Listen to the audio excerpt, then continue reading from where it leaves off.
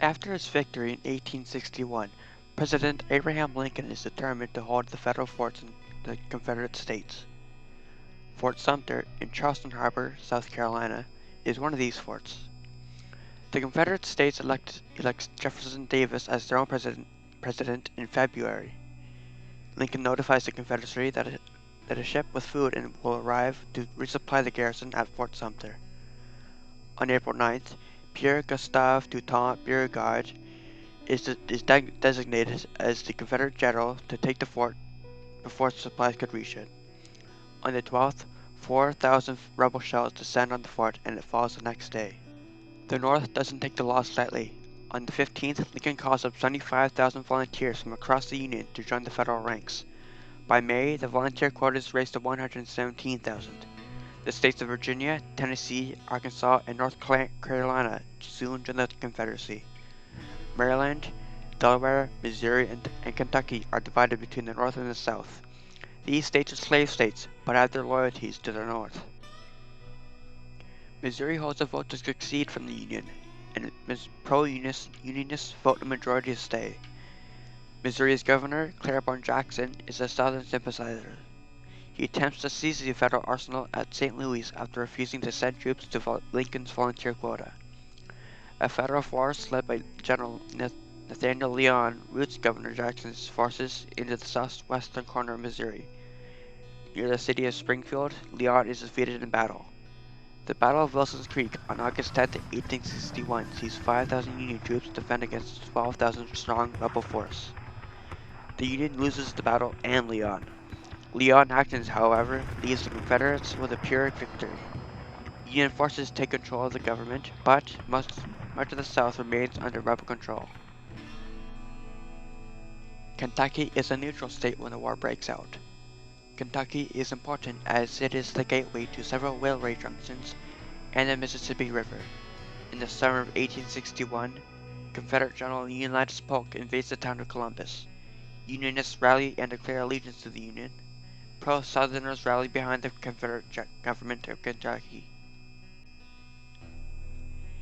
In October of 1861, Unionist supporters in northwestern Virginia gather in the town of Wheeling. They vote to leave Virginia under a pro-Union restored government of Virginia. In 1863, the area that the restored government operates in enters the Union as the new state of West Virginia. The state of Maryland is of great importance to Lincoln. The capital city, Washington, D.C., would be cut off from the Union if Maryland succeeds. Riots between Unionists, Union State Militia, and Southern sympathizers occur in Baltimore when the state militia departs for Washington. The militia suppresses its Southerners at the cost of 4 men killed and dozens wounded. 12 civilians are killed and several hundred are wounded in the riots. Maryland agrees to stay in the Union, but wouldn't allow Union or Confederate troops to use its railways. Lincoln resorts to declaring martial law in Maryland and forcing his way through. In early 1861, Union General Winfield Scott creates the Anaconda Plan, a plan to starve out the South economically. U.S. ships blockade Confederate ports. The image of a snake squeezing its prey to death gives the plan its name. The blockade succeeds in its goals almost immediately.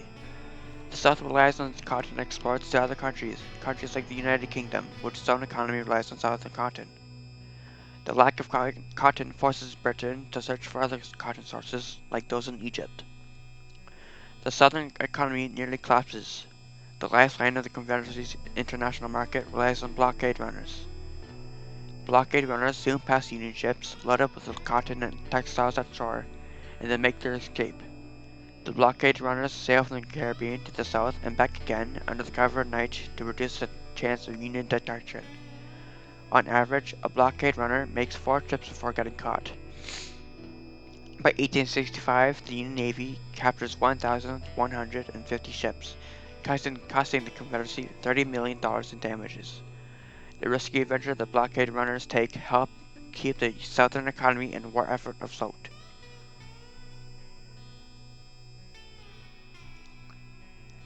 After the fall of Fort Sumter, there was great public and political support in the North to crush the new Confederacy with little loss of life, by taking the Confederate capital of Richmond, Virginia. A Federal offensive was hastily drawn up in July to take the city. In Virginia, the Federal Army of the Potomac, under the command of Major General George McClellan, is given the objective of seizing the city.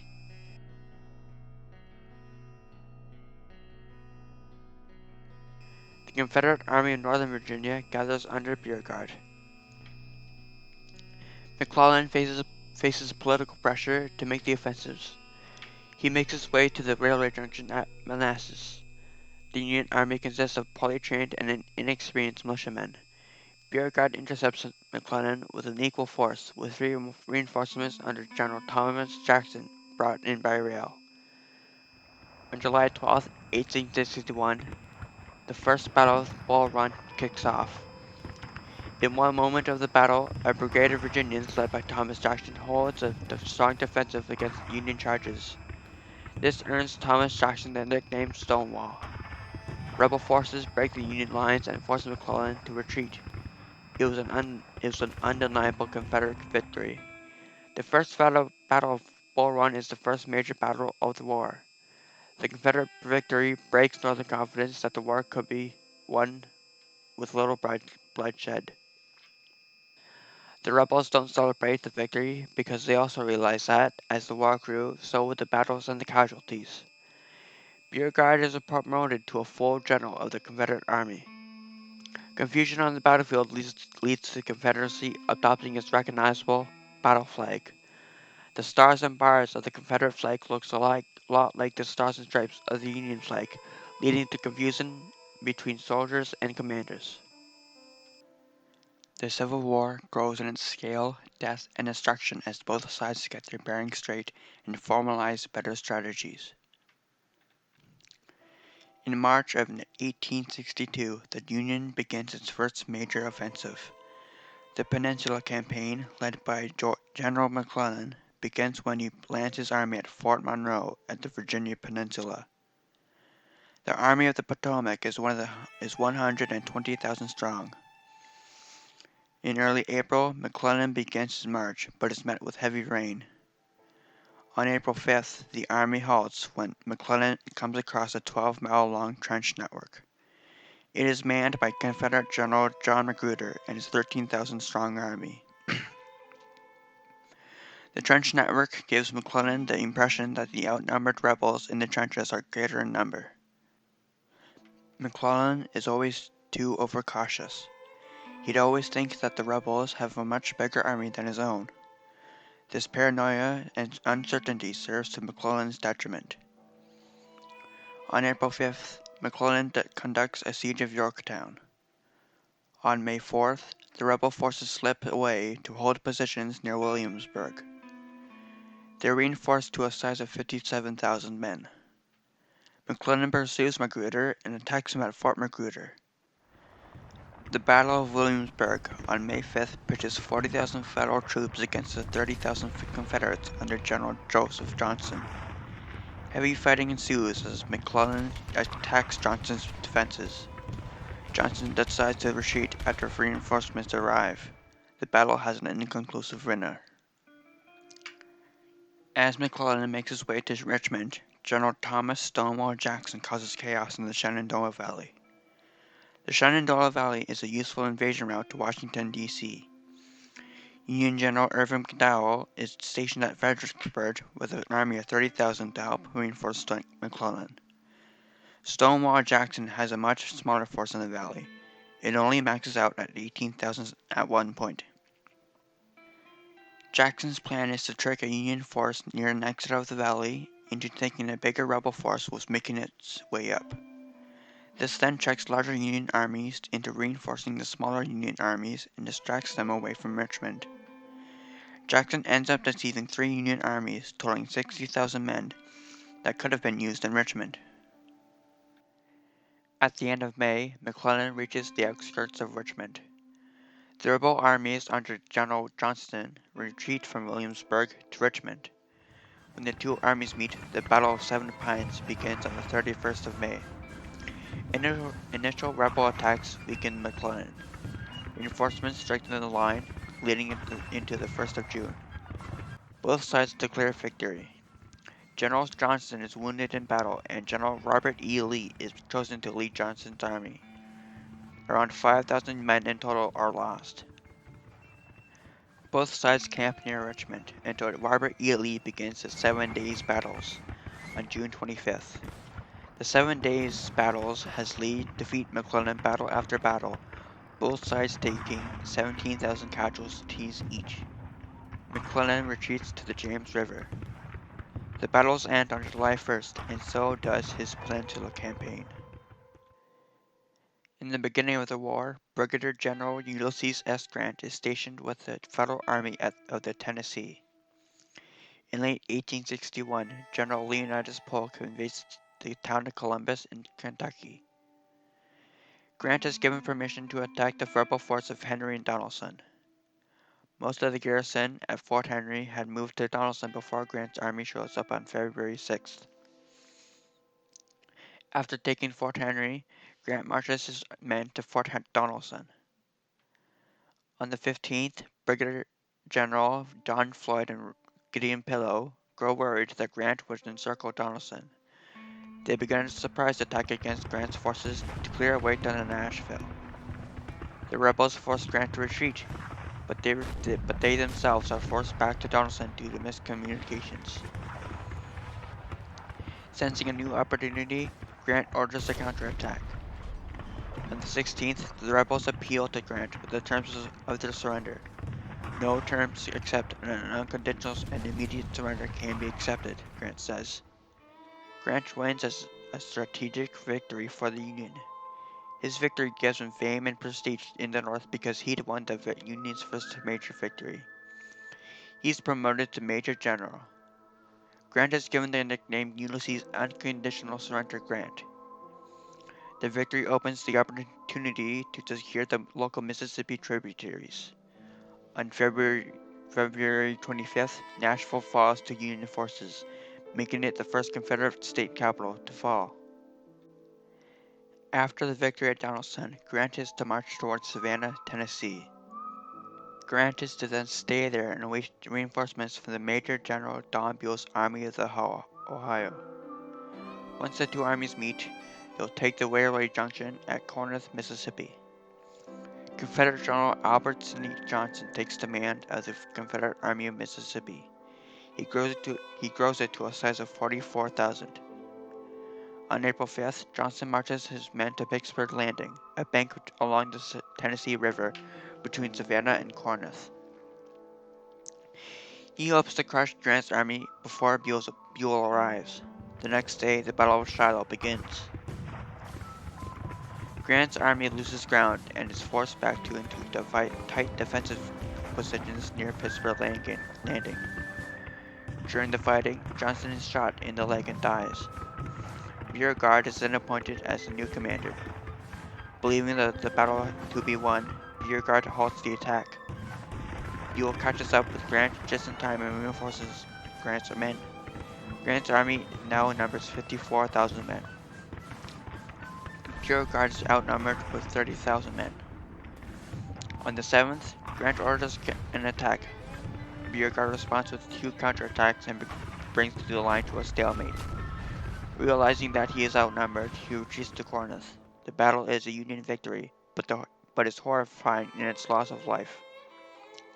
Shiloh is the new deadliest battle in the war, both sides inflicting 10,000 casualties total.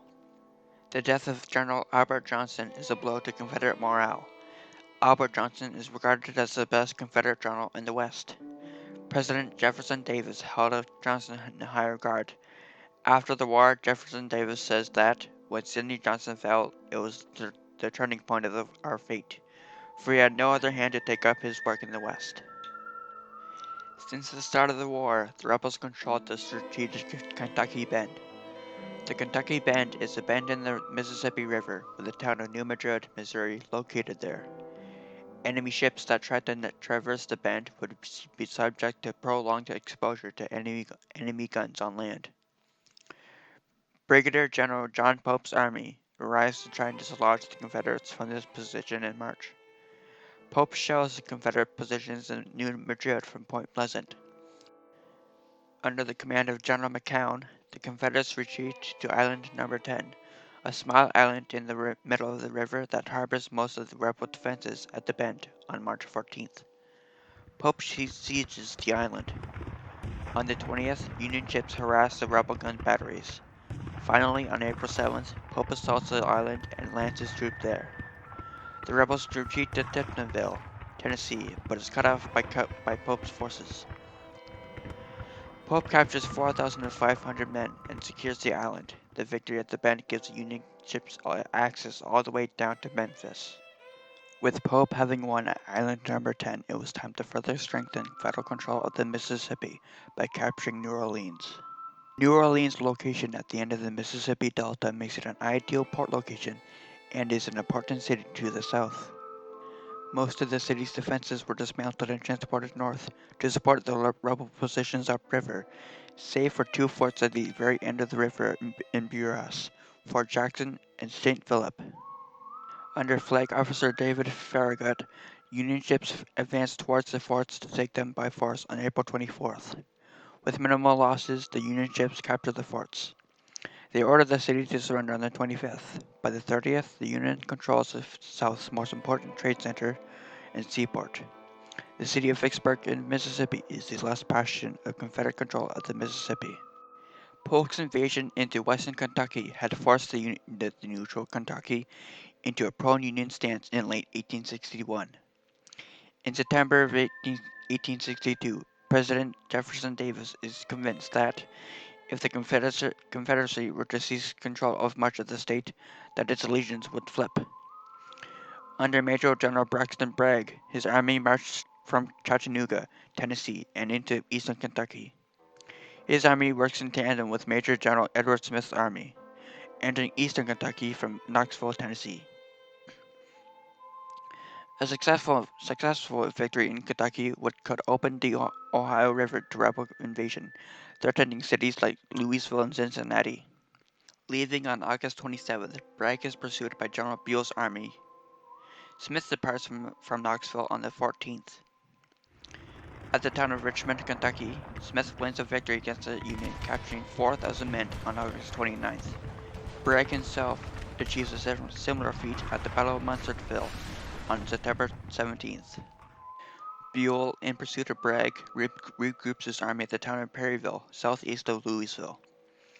Perryville is of importance to both armies, as Kentucky was struck with a drought, and the creeks around Perryville still had fresh water. On October 7th, rebel cavalry clashes with Union forces. Bragg is under the assumption that his men came across only a small part of Buell's army. The next day, Bragg commits his men to the fight. Several Federal corps are isolated and are picked off by the rebels. Buell doesn't commit his veteran troops as he cannot hear the battle despite being 2 miles away, with an acoustic shadow being the reason.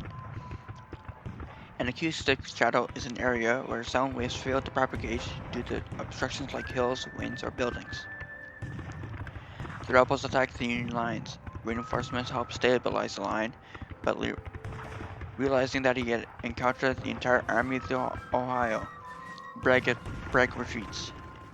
The Battle of Perryville is the culmination of the Kentucky campaign and stops any further rebel offensive to take the state for the rest of the war. The battle is a Union victory, but it was a rebel tactical victory, as Bragg's aggressive attacks pushed back the Union troops over a mile. After the battle at Perryville, the two armies are sent into a lull. Neither Buell nor Bragg chooses to take the initiative to crush each other in another battle. Buell is relieved of his position, and Abraham Lincoln puts General William Rosecrans in charge of the Army of the Ohio. Under Rosecrans, the Army of the Ohio is reformed into the Army of the Cumberland. The day after Christmas 1862, Rosecrans departs with 44,000 men from Nashville, heading to Bragg's Army of Tennessee at Murfreesboro. On the 30th, the two armies meet near Murfreesboro on opposite sides of the Stones River. Both generals have the same battle plan, focus on the right flank. On the next day, Confederate Lieutenant General William Hardee and his flank smashes into Rosecrans' right flank, catching the Union Army by surprise. Bragg's army fails their attacks, allowing the Union's strong defense to continue into the new year. On January 1st, a hiatus in the battle allows the two armies to reshuffle their lines. Rosecrans repositions his men to occupy defensible terrain along a hilltop. Bragg responds to this change by ordering Major General John Breckinridge to charge this hilltop the next day. On the 2nd, Breckinridge sends 5,000 men across an open field in a desperate charge and are torn to shreds by artillery. Breckinridge succeeds with the charge regardless. Under Captain John Maidenhall, 50 cannons fire on the new rebel positions. This saves the day for Rosecrans, effectively stopping the rebel attack. A Union counterattack after the near destruction of Breckinridge's flank further cements Bragg's defeat. Bragg retreats towards Tullahoma, Tennessee the next day, as Rosecrans receives reinforcements by rail. The victory is a much-needed morale boost for the North after the defeat at Fredericksburg in December. However, the battle is won at great cost, as it has the highest percentage of casualties of any battle in the war. 76,000 men total were committed, with roughly 31% of them becoming casualties. A total of 25,000 casualties are inflicted.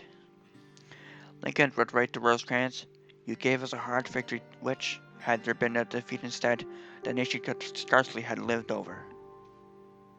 After McClellan's defeat at his Peninsula campaign, Lincoln appoints General John Pope as the commander of the new Army of Virginia. Lincoln prefers that General more aggressive than McClellan. Pope proved himself at battles like Island No. 10. Under the Army of Virginia, Pope has a strength of 77,000 men. After the 7 days' battles, Robert E. Lee organizes his Army of Northern Virginia into a force of 55,000. On August 6th, Pope marches his army south of the railway junction at Gordonsville. Before Pope's army can reach the railway junction, Lee dispatches Thomas Stonewall Jackson to intercept the Federal vanguard ahead before the entire Army of Virginia comes to take the town. Under the command of General Nathaniel Banks, Banks leads a successful Union charge at the rebel line, nearly breaking it and forcing Jackson's retreat. Then Jackson, on his horse, rallies his troops as he holds the Confederate battle flag in one hand and his sword in the other. Now reinvigorated, his troops break the Union line as night fell. The Battle of Cedar Mountain is a Confederate victory. Pope suffers 2,300 casualties. Lee loses 1,000 less. Pope withdraws his men to Culpeper Courthouse.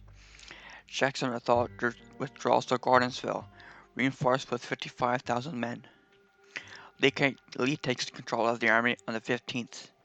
Pope then marches towards the Rappahannock River. Lee orders Jackson and half of his army on a large flanking maneuver around Pope's army and to march through Thoroughfare Gap in the Bull Run Mountains. In late August, Jackson surprises Pope's army by seizing the critical Manassas Junction, forcing Pope to abandon his line and to head to Jackson in the old battlefield of the Battle of Bull Run. In order to draw Pope into battle, knowing that Lee would soon follow, Jackson attacks the lone Union division near Bronner Farm on August 28th. Convinced that he had trapped Jackson, Pope commits the bulk of his army to attack on the 29th. Pope pierces Jackson's line several times, but is repulsed each time. At the end of the day, Lee's army relieves Jackson's lines. On the 30th, Pope attacks again, unaware of the rebel reinforcements. These defenses are staved off by rebel artillery. Lee seizes the opportunity and orders 30,000 men to counterattack Pope's lines. Pope's army stalls the counterattack. In the dark, Pope retreats. The battle is a decisive Confederate victory, and the decisive victory of Lee's North Virginia campaign, but a bloody one at that. Pope suffers 14,000 casualties. Lee suffers 8,000. Pope's defeat leads to him losing his credibility within the army and the government. After his victory at Second Bull Run, Lee invades Maryland. Lee plans to move east of the Blue Ridge Mountains and make his way to Frederick, Maryland. This maneuver would force any Union army hiding in Washington to come out and confront Lee. Lee would then leave Frederick and let the Federal Army chase him, drawing them far away from supply depots and crush them in battle. Lee's army numbers 70,000, but his men are underfed and poorly suited for the weather and terrain, leading to low morale and widespread disease. On September 4th, Lee marches across the Potomac River into Maryland, marching into Frederick unopposed on the 7th. Lincoln has to act fast or face great defeat. General Pope is widely disliked, leading to Lincoln appointing General McClellan to oversee all the armies in the Washington area, despite McClellan's defeat in the Peninsula Campaign. Lee intends to construct communication and supply lines in the Shenandoah Valley, and the Union garrisons at Harper's Ferry and Martinsburg stand in the way. Lee draws up Special Order No. 191. Jackson would flank around the mountains, capture the garrisons at Martinsburg, and march to Harper's Ferry and besiege it. Major General James Longstreet and the rest of Lee's army would continue north to secure communication lines at Hagerstown. This plan splits Lee's army, making it vulnerable to Union attack. Harper's Ferry is an undefendable position as it is surrounded by tall heights that give the rebels an advantage. Jackson reaches Harper's Ferry on the 12th. Rebel guns are placed on the heights, shelling the area on the next day. Realizing that they are outnumbered and outgunned, the garrison surrenders to Jackson on the 15th. Jackson takes 12,000 men prisoner. On September 13th, McClellan's army discovers the copies of Lee's Special Order No. 191 as they enter Frederick. This leak puts Lee's invasion into jeopardy. A division under General Daniel Hill is the only link between Jackson in the south and Lee's army in the north, stationed at Boonesboro. Boonesboro is located at South Mountain and is a halfway point between Hagerstown and Frederick and Hagerstown and Harper's Ferry. Becoming aware of the leak, Lee orders Hill to block the gaps running through South Mountain. On the next day, Federal forces assault the several gaps. Scathing Union attacks at Fox's Gaps overrun the rebel forces, but the rebels still hold the gap by dusk. Under Major General Joseph Hooker, Hooker is tasked with taking Turner's Gap. Fierce fighting begins at Turner's Gap, and Hooker breaks through the rebel lines. The arrival of reinforcements led by Longstreet preserves the rebel control of Turner's Gap into the night. Aided by reinforcements, Major General Henry Slocum's men wrestle control of Crampton's Gap from rebel forces. Despite controlling two of the three gaps, Lee recognizes that he is outnumbered and withdraws. Lee suffers 3,000 casualties. Jackson's army in Harper's Ferry is ordered to meet with Lee's army in Sharpsburg, Virginia afterwards. Lee takes up defensive positions west of Antietam Creek on the 15th. Antietam Creek is deep, with only 3 bridges allowing for a crossing. Lee's men numbers 45,000 compared to McClellan's larger 87,000. The Battle of Antietam begins on the 17th, starting with an attack made by Hooker on Lee's leftmost northernmost flank. This flank is commanded by General Jackson. Hooker's attacks are met with equally vicious counterattacks. In the afternoon, Major General Ambrose Burnside musters up the strength of his men to capture Antietam Bridge, triggering the collapse of rebel positions. Lucky timing sees Rebel General Ambrose Hill reinforce the line. Burnside's assault is repelled. As night fell, both sides licked their wounds and counted their dead. Deaths total to roughly 3,650 men. 22,700 casualties are inflicted. The Battle of Antietam is the bloodiest single-day battle in the war. On the 19th, Lee retreats, seeing how McClellan doesn't intend to follow up the battle. Lee's invasion fails and forces him back to Virginia with little change in northern morale. The battle gives Lincoln the courage and reason to announce his preliminary Emancipation Proclamation on the 22nd. After the Battle of Antietam, McClellan is tasked by Lincoln to chase Lee and crush him. Failing to follow through with his plan, McClellan is fired by Lincoln and replaced with Burnside. Burnside intends to beat Lee and prevent him from reaching Richmond. On November 15th, Burnside marches his 100,000-strong army south to Fredericksburg on the Rappahannock River. The bridges that allow for a crossing of the river are destroyed. Lee gathers his army near the town. Longstreet takes up positions outside of Fredericksburg on defensible high ground. Jackson moves his men south of Longstreet's line. On December 11th, Federal engineers construct pontoon bridges. Union landing parties establish a beachhead in the town.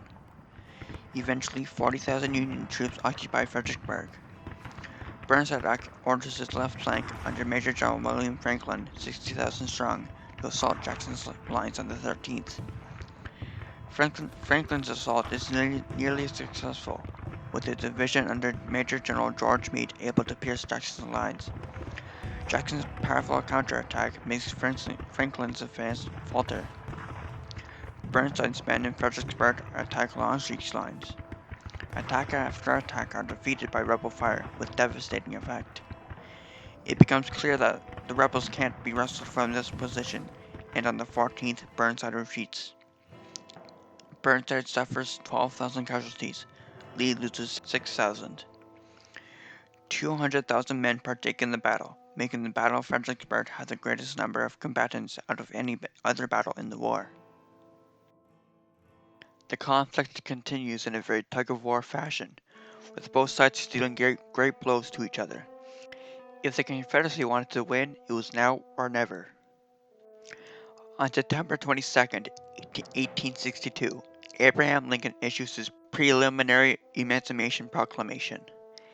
It states that all persons held as slaves within the Confederacy are, and henceforward shall be free. The proclamation issued in September gives the South an ultimatum. If the Confederacy was still in rebellion as of January 1st, the proclamation would go into full effect.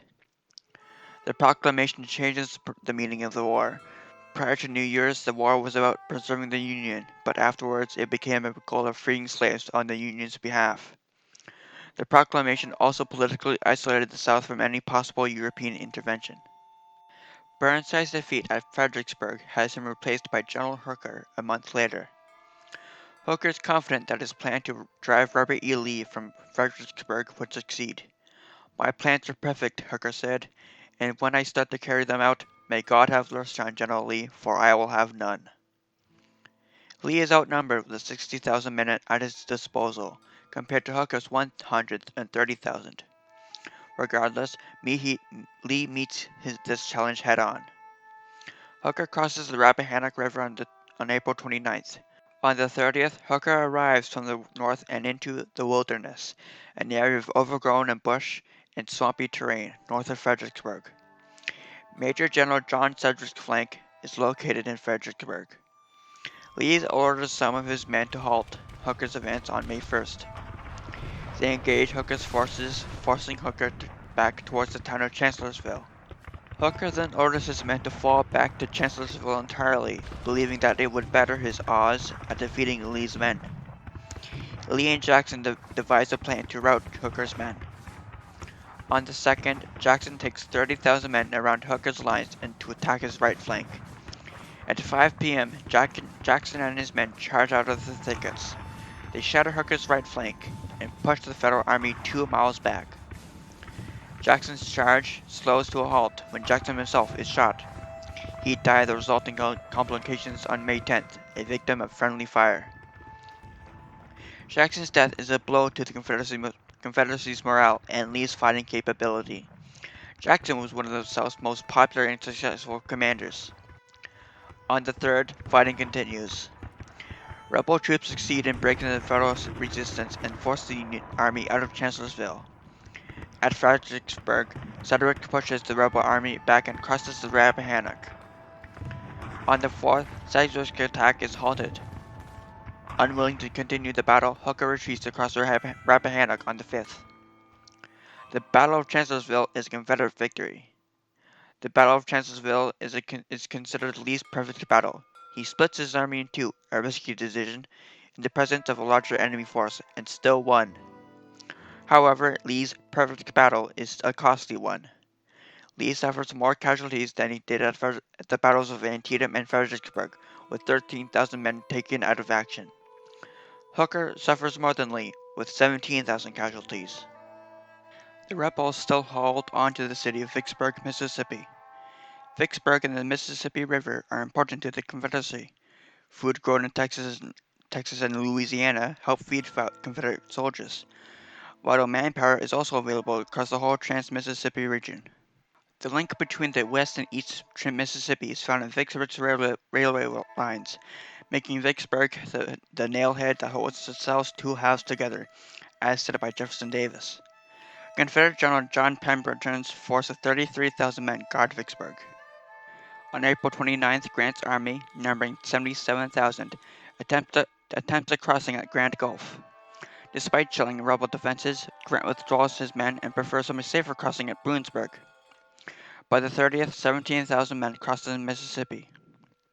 The Federal Army encounters rebel garrisons at Port Gibson. At the break of dawn on May 1st, the rebels forced the Confederates from their positions. After Port Gibson, Grant marches northwest. Grant intends to sever the railway line leading to Vicksburg near Raymond and Jackson, which would cut off supplies and communications that Pemberton's army relied on. On May 12th, the two armies clash at Raymond. The rebels, 3,000 strong, under Brigadier General John Gregg, underestimate the size of Major General James McPherson's force of 10,000. Once it was clear that he is outnumbered, Gregg retreats. Grant begins his advance towards the state capital of Jackson, reaching the city on the 14th. Union attacks forced Gregg's army into another retreat. Not wanting to waste men on occupation, Grant orders Jackson to be left with no use for any future rebel force. On May 16th, Grant receives info that Pemberton's army is marching east, while Lee marches west to Vicksburg after the destruction of Jackson.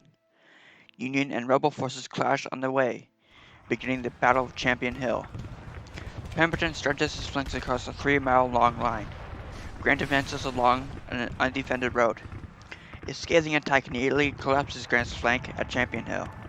Federal reinforcements allow a Union counterattack, forcing Pemberton's retreat. Grant's army suffers 2,500 casualties.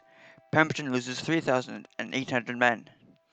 The Battle of Champion Hill is the most decisive of Grant's Vicksburg campaign. Pemberton loses enough men to make any possible counterattack impossible. On the 18th, Grant assaults the fortifications of Vicksburg. On the 19th, Major General William Sherman attacks but is slowed down to a crawl when his men encounter ravines and obstructions. Grant halts the attack and reassesses his defenses before making another assault. On the 22nd, a 4-hour period of shelling is followed by another assault. Sherman, like before, is to attack from the north. Heavy hand-to-hand fighting allows John McClernand to take the railroad redoubt, but the victory there is the only rebel position taken so far. The defenses forced Grant to command a siege for the next few weeks. The siege continues into June. Both Confederate soldiers and civilians alike undergo severe food rationing. Civilians dig into the ground, building caves in order to survive the shelling. Lack of food and water lead to many suffering from dehydration and malnutrition. The situation becomes dire for Pemberton and his men. Between July 3rd and 4th, he and Grant discuss terms of surrender. Grant insists on unconditional surrender, but Pemberton refuses. They convene later, with Grant offering that Pemberton surrender with parole for the rebel defenders. On July 4th, some 29,000 rebel soldiers surrender their rifles. The 47-day-long siege of Vicksburg is finally over. The Mississippi River is now under Union control. While Grant and Pemberton discuss rebel surrender, another Union victory is underway at the town of Gettysburg, Pennsylvania. After Chancellorsville, Lee marches his 75,000-man army into Maryland, hoping to gather food in Pennsylvania. Hooker is given orders to march his army between Lee and Washington, D.C. Lee's army reaches the Susquehanna River by June 28th. Along the way, Hooker is replaced by Major General George Meade. Meade now commands the 90,000-strong Army of the Potomac. Given warning that Meade's army is closer than he thought it was, Lee orders his army to congregate at the road hub at Gettysburg. On July 1st, a rebel division marches into town to seize supplies. However, they meet a surprise detachment of Union cavalry. Rebel reinforcements under A.P. Hill and Richard Ewell arrived to reinforce the rebel division, who now clashed with new Federal troops under John Reynolds. Reynolds is killed in action. 30,000 Confederate men overwhelmed the 20,000 Union troops, pushing them through the town of Gettysburg. They forced a retreat to Cemetery Hill. On the second day, the Union troops under Meade occupied Cemetery Hill and Ridge. To the southwest is the rebel flank, led by James Longstreet. Fierce fighting breaks out along the line as Longstreet's men close in on the Federal positions. Reinforcements under Major General Winfield Hancock shore up losses along the Union's left flank. Rebel assaults take place under General Henry Slocum's flank at Culp's Hill. Culp's Hill is important. If Slocum were to lose here, Ewell's flank would have the opportunity to destroy Hancock's lines. Federal troops still hold a formidable defense.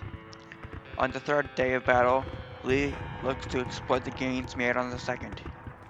Lee orders an infantry charge led by Longstreet's 12,000 men. The undermanned Virginia Infantry Division, led by Brigadier General George Pickett, is ordered to advance across unprotected farmland. During this infamous Pickett's charge, a single rebel brigade reaches the top of Cemetery Ridge. Soon after, Pickett's men are dissuaded by close-range Union fire. Pickett's charge, and Gettysburg as a whole, is regarded as the high watermark of the Confederacy, as it was the northernmost battle of the Civil War. Battered and bloodied, Lee retreats from Gettysburg in the afternoon of July 4th, making the battle a Union victory. 51,000 soldiers from both armies are killed, wounded, captured, or missing. One-third of Lee's army is lost. Utterly demoralized, Lee orders his resignation, but is met with refusal by President Jefferson Davis. President Abraham Lincoln expects Meade to follow up Gettysburg with another battle that would crush Lee. Lee doesn't pursue Lee, allowing Lee's army to slip back into rebel territory. In November, Lincoln travels to the Gettysburg battlefield and delivers his Gettysburg address. The world will little note nor long remember what we say here, but it can never forget what they did here. It is for us, the living, rather, to be dedicated here to the unfinished work which they who fought here have thus far so nobly advanced. Prior to the war, New York City was a bustling city with half of its population made up of immigrants. A small 2% of the city's population are black. Earlier in the year, the Enrollment Act of 1863 required 300,000 men to be drafted into the Army. The federal agents that went door to door issuing out the draft gave recent immigrants an ultimatum. They had 60 days to leave the country or become eligible to be drafted. Black people are not eligible for the draft as they are not considered citizens. The Act's most controversial provision allowed a draftee to escape service by providing a substitute or paying a $300 commutation fee, which costs $500,000 and $800 today. On the average New Yorker's wage of $6, this fee was impossible to pay. Conscription would begin in mid-July. In the early morning of Monday, July 13th, thousands of men and women resisting the draft lined New York's avenues. Many of these people are Irish or Irish American. Angered that they are no longer exempt from the draft, firemen also joined the crowd. The firemen set buildings ablaze, ignoring cries for the fire to be put out. Looting in the city begins. Police units are overwhelmed. The people are now rioting. The city descended into anarchy and chaos. The rioters attacked targets in lower Manhattan.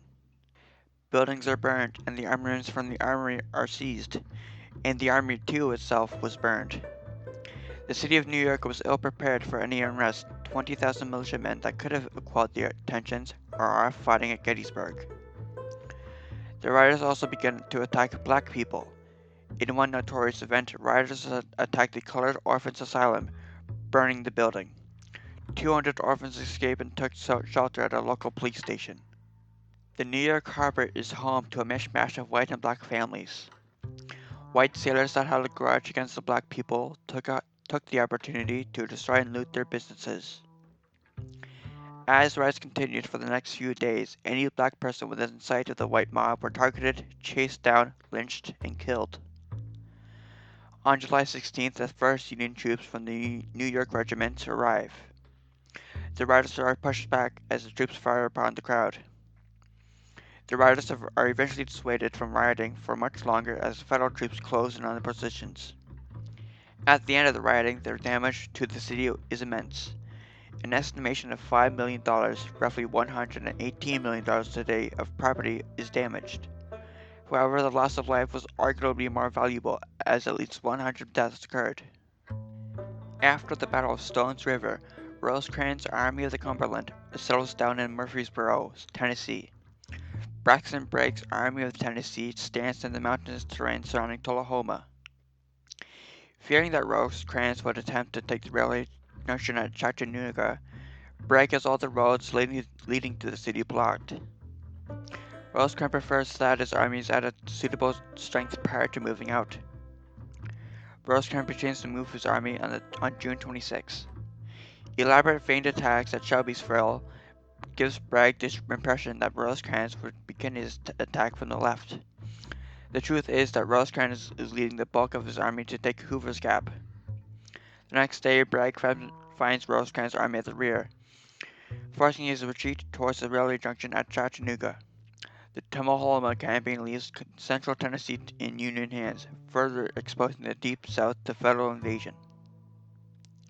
After Bragg's retreat, Rosecrans targets Chattanooga by flanking his army around the mountains in a pincer movement.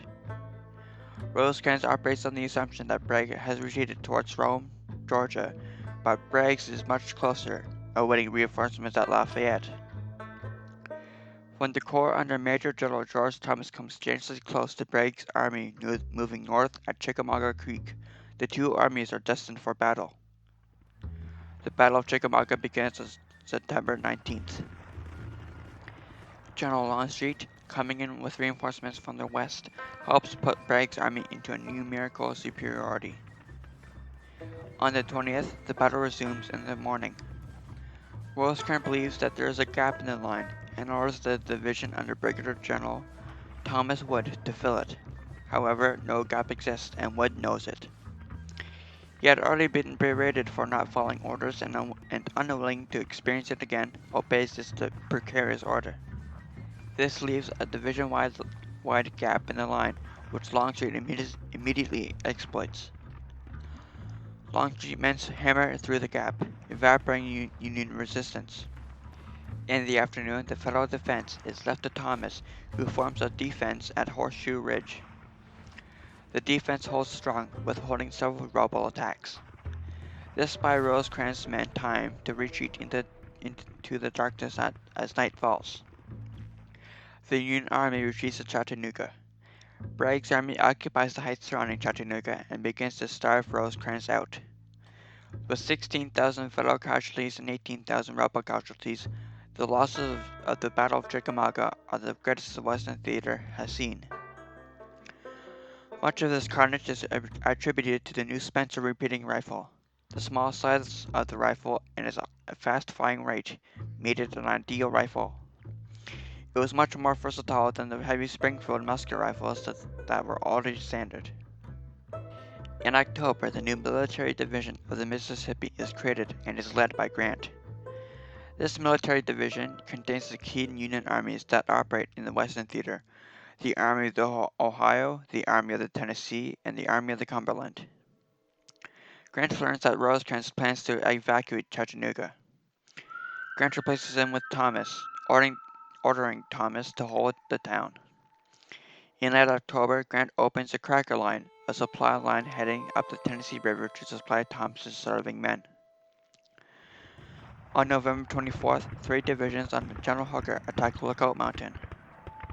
The outnumbered rebel forces are overwhelmed and our counterattack puts them at further risk. Grant looks to repeat this success and orders Hooker to take up positions in the south end of Missionary Ridge.